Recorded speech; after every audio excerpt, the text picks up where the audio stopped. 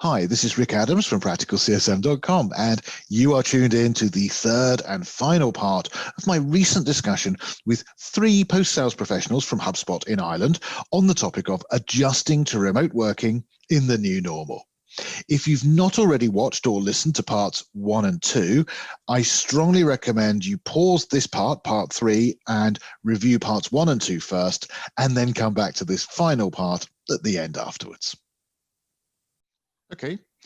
I did actually have a question. The next question was about culture. So, I mean, you've already mentioned it, Rory, but I don't know if you or if either Vanessa or Tati, you also want to talk about corporate culture and team culture, because there's more to work than just the work itself. And I think people, at least partially, sometimes choose who to be employed by based upon their belief about, well, this will be the cultural experience I will get working with this team or working with this company. And that's why perhaps they selected HubSpot as an employer.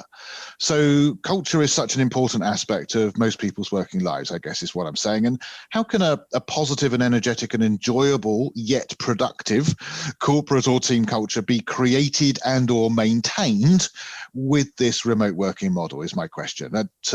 I also note we've been talking quite a while, so please do keep this brief if you possibly can.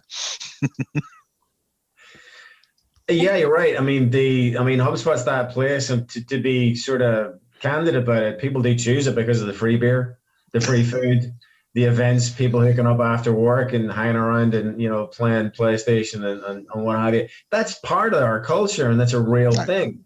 It's gone. That's gone now. We need to then think about how we translate those sorts of things into the digital world. I know that our people operations crew are thinking about this very, very seriously about how we can provide the same level of cultural nuances into this world. I propose that every single employee gets a pinball machine sent to their home, along with a vending machine sent to their home. That will probably not pass, but I'll put it forward anyway. Yeah, of course, it then goes back to that question about the person living in a shared apartment, exactly where they're going to put that pinball machine, right? That's the thing. That's the difficulty we have now, because that corporate culture, which was in the 4 walls of HubSpot House, is now within the 4 walls of where someone lives, apartment, house, whatever it might be. And it's our job then to think of, well, how can we translate some of that into that ecosystem? Because it's very, very different. And it's something that we're going to have to work on over the course of the next weeks and months to try to see what we can do. I'm not sure what that course looks like yet. Tati, Vanessa, go ahead. Yeah, just one quick thing on that. Something that I've noticed and that it's real, it's happening, is the screen fatigue. So as much as you want to facilitate team events and bonding, everything has to be done through Zoom, through a video call. Yeah. And it comes to a time where people just want to close their laptops and do not look at the screens. So I think it's also learning, okay, how can we do that in a balanced way to continue to foster that culture, which is something huge in HubSpot and definitely one of the biggest benefits and that we have.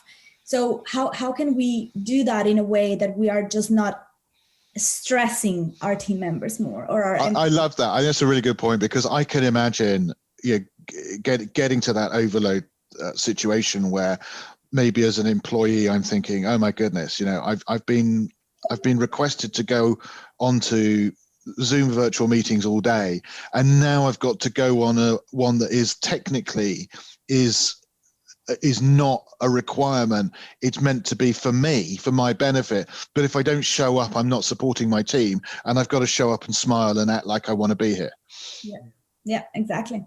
So it's a tough one, and again, it's another thing that like the company is really looking into. How can we be a remote first company? How do we find that balance? How do we think about our benefits and our celebrations in a remote world, right? That is our reality now and probably for a long time ahead.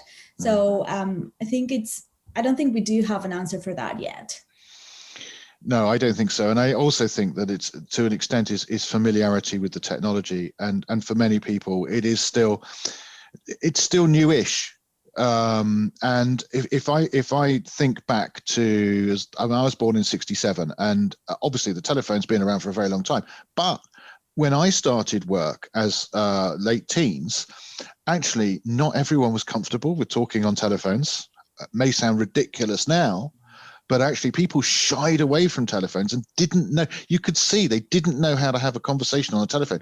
In a similar way now, people are very familiar with, smartphones and all the rest of it. That's just normal, texting and calling, but actually they still aren't as comfortable and just can be themselves necessarily on video as they are on the phone, as an example of just that. There's still something there where it's not just, it's a thing, and I'm not completely relaxed, and therefore I can't just do it all day and feel okay about it. Does that make sense, what I'm saying? Mm-hmm. Yeah, very much so. I am though curious to see what next generations will be like, because I know my 1-year-old loves talking to people on the screen and shies away when they see them in person. Exactly, and that does concern me, and that is a topic I'd love to have as a future podcast topic. Is the new normal could take those who are sort of 7 years old now, if this continues to be the new normal, what impact will it have on their lives? I think it's absolutely fascinating. But for now, and finally, I got a couple of questions that I wanted to end, but we've been going quite a long time. So I'm going to try and put them into one big question, please, which is, my first question was about hiring and onboarding, and my second question was about retention.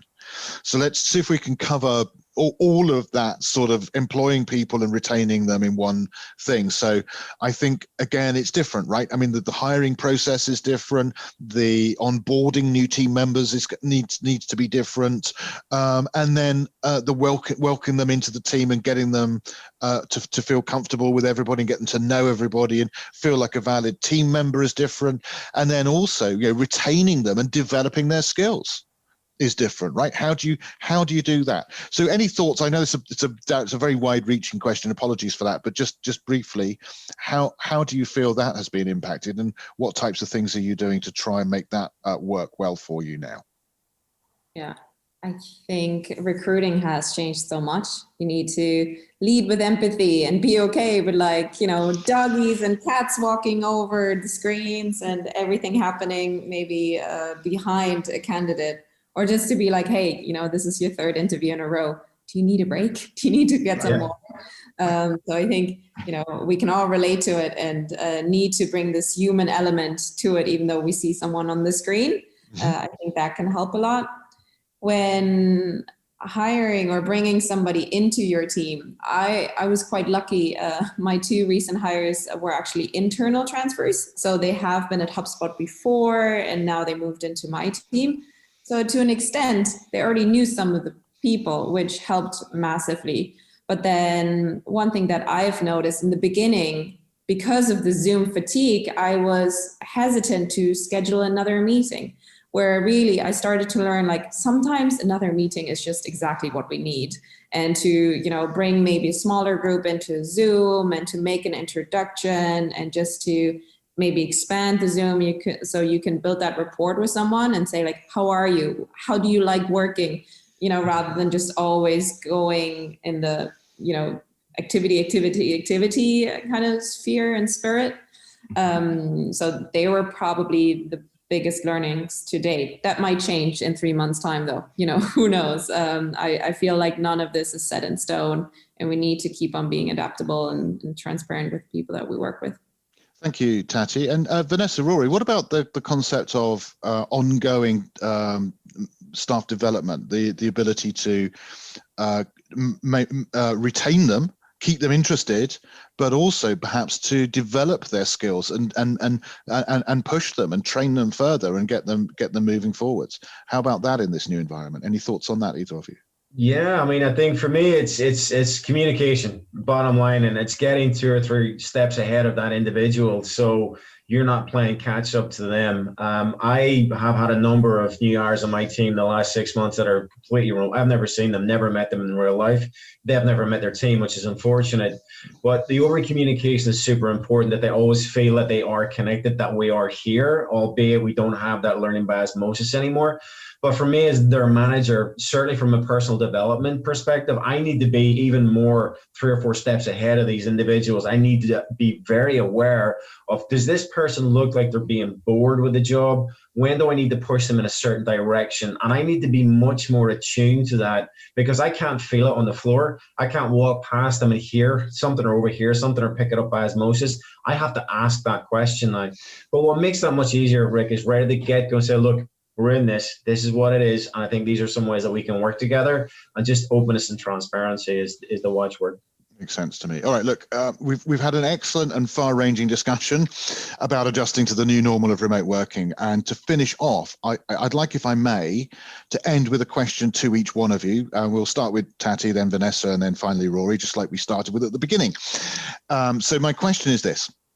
From your position now, 6-ish months into this COVID-19 pandemic, and having undergone the change to remote working and performed the actions we've been discussing to enable remote working to work as well as possible, what is your own position on it now?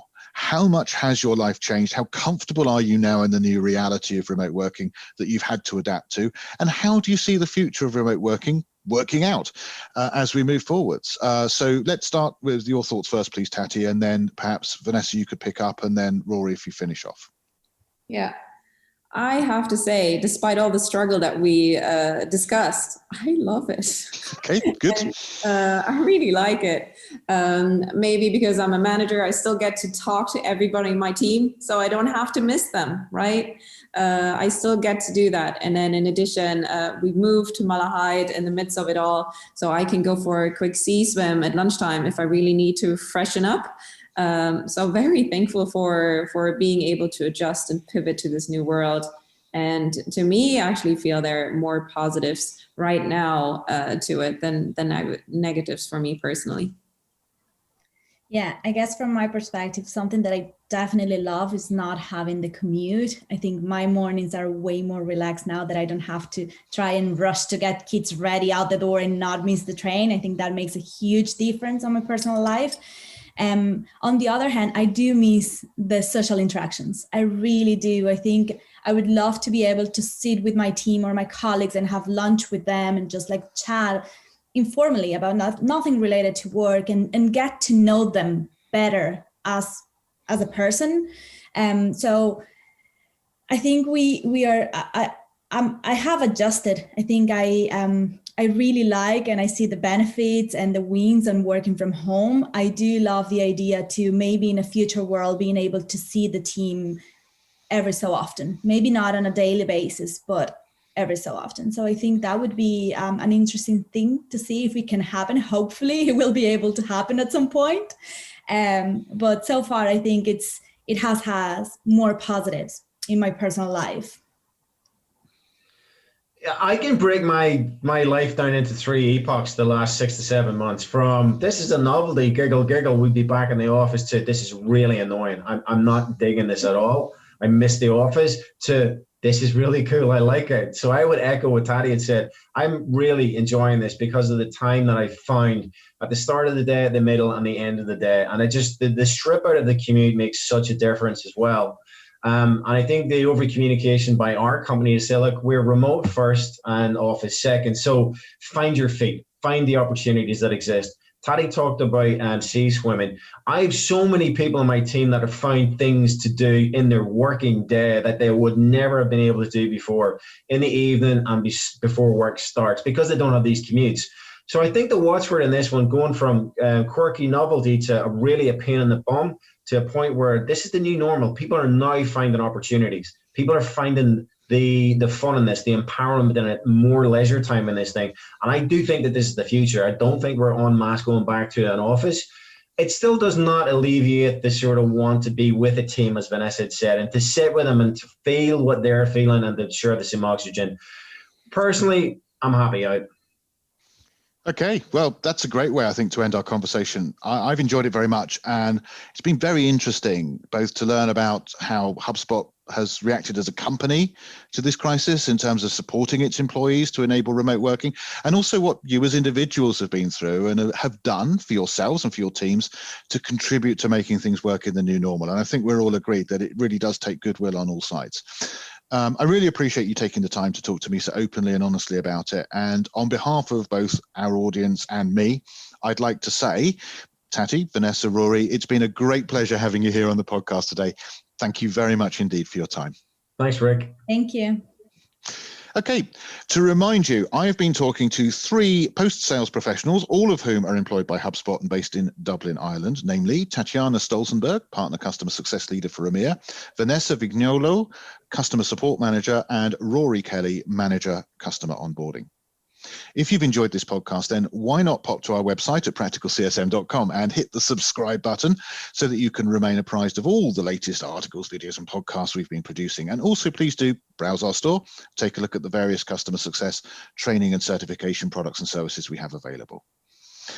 My name is Rick Adams from practicalcsm.com, saying thank you for listening to this podcast, and I look forward to talking to you again in future episodes.